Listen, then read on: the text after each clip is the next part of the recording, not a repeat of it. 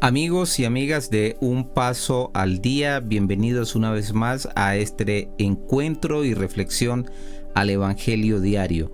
Hoy, miércoles 31 de marzo del año 2022, quien les habla Luis Alberto Sánchez Serrano, y en unión con el apostolado Misionando con Amor, traemos para ustedes la reflexión titulada Yo los conozco. El amor de Dios no está en ustedes.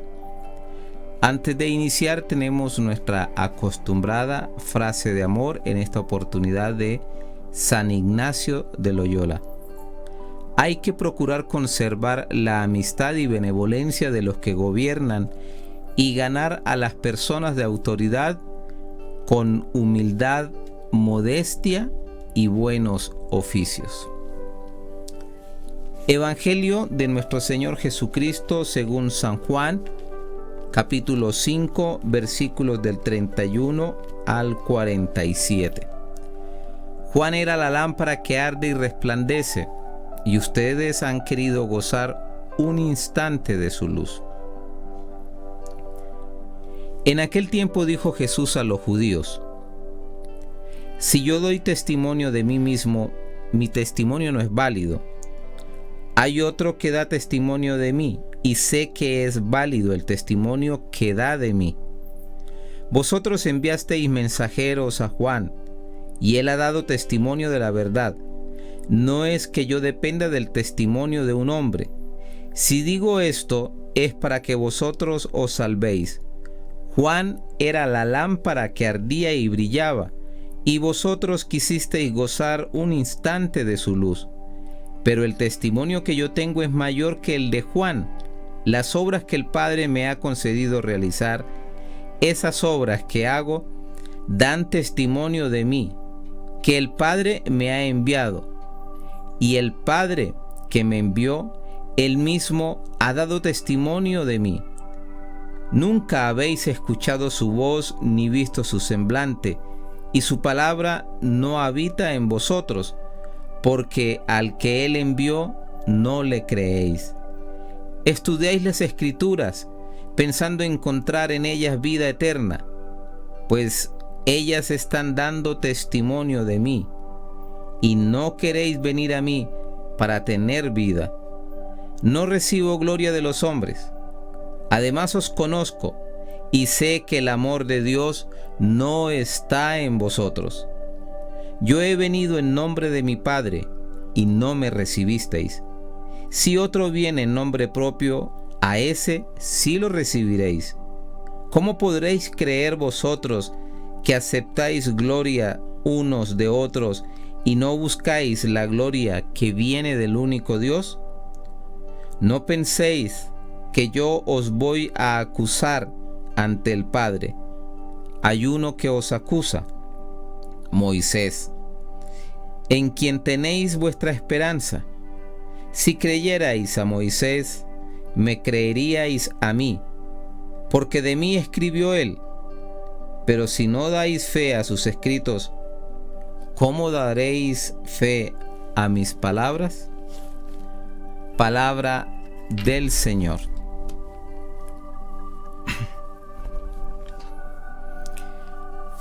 Esa vida eterna ya comienza en nuestro aquí y ahora, en la medida en que vivamos la gracia de Dios.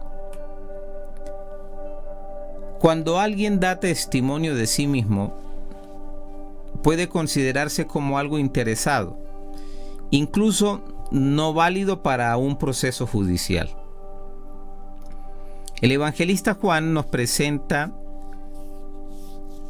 el testimonio de autorrevelación dado por Jesús a favor de sí mismo. Para que ese testimonio sea válido, se debe garantizar por una serie de otros testimonios. Es lo que trataremos en este momento. El testimonio que da Jesús a su favor es válido. Su testimonio no puede ser independiente del otro, del Padre. Si Jesús es el enviado del Padre, lo está reflejando perfectamente y no actúa por cuenta propia, sino determinado únicamente por la voluntad del Padre. Se sigue que en un único testimonio concluye la voz unánime de dos personas. En la ley judía esto significaba validez de un testimonio. Además del testimonio del Padre está el del Bautista. Todo lo que Juan negaba de sí lo afirmaba de Jesús. El Mesías, la luz, el profeta, el más fuerte, el preexistente, etc. Entonces ya es el segundo testimonio. Y luego están las mismas obras de Jesús, los signos, los milagros que fueron hechos, para que crean que Jesús es el Mesías, el Hijo de Dios, y creyendo tengan vida en su nombre. ¿Cuál es lo central en las obras de Jesús? Sus obras atestiguan que ha sido enviado por el Padre. Él no es una segunda autoridad de manera independiente del Padre. También hay un testimonio que da directamente el Padre, que no es perceptible por un observador sin fe. De ahí que los judíos no pudieron acoger por no tener fe en Jesús. El último testimonio lo ofrecen las Sagradas Escrituras, el Antiguo Testamento, con el último representante, Juan el Bautista. En varias partes encontraremos hablar del Mesías, el Salvador. Los judíos estudiaban las Escrituras para garantizarse la vida eterna. Y las Sagradas Escrituras hablan de Jesús, a quien ellos rechazan. Es una contradicción. Por eso Jesús, luego de defenderse, pasa a atacar. Le saca en cara sus aspiraciones, que son puramente humanas. Es decir, antropocéntrica, autorreferencial. Se preocupan de la buena fama, de la estima, del honor y la gloria humana. La gloria que Jesús tiene no es humana, sino la que el Padre le da al ser enviado para traernos la salvación. La aspiración de Jesús es teocéntrica. Por eso los judíos no se unen a esta situación y no lo recibieron. Podrían recibir a cualquier otro que viniese en su nombre, toda vez que se sitúen en el nivel de sus aspiraciones humanas. Es más, Jesús no necesita ser un acusador de los judíos, ya que Moisés cumplirá este rol, pues Moisés dio testimonio de Cristo. Entonces dan testimonio de Jesús, Juan el Bautista, el Padre Dios, las Sagradas Escrituras y las obras que Jesús mismo las realiza. Testimonios y testigos muy cualificados dan testimonio a favor de Jesús y no convencen a los judíos sobre la verdad de las afirmaciones de Jesús.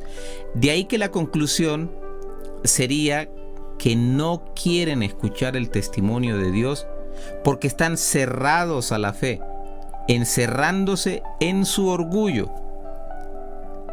En este sentido, será importante para nosotros dar testimonio a favor de Jesús, pero no porque Él necesite de nuestro testimonio, sino porque nosotros necesitamos vivir dentro del ámbito de la vida para alcanzar la salvación que ya está dada, pero que es necesario antes decirle sí con gestos y palabras.